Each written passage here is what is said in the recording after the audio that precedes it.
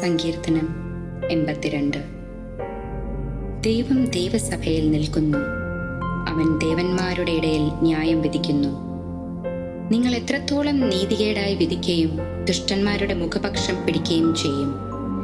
എളിയവനും അനാഥനും ന്യായം പാലിച്ചു കൊടുപ്പിൻ, പീഡിതനും അഗതിക്കും നീതി നടത്തിക്കൊടുപ്പിൻ. എളിയവനെയും ദരിദ്രനെയും രക്ഷിപ്പിൻ, ദുഷ്ടന്മാരുടെ കയ്യിൽ നിന്ന് അവരെ വിടുവിപ്പിൻ. അവർക്ക് അറിവില്ല, ബോധവുമില്ല, അവർ ഇരുട്ടിൽ നടക്കുന്നു, ഭൂമിയുടെ അടിസ്ഥാനങ്ങളൊക്കെയും ഇളകിയിരിക്കുന്നു.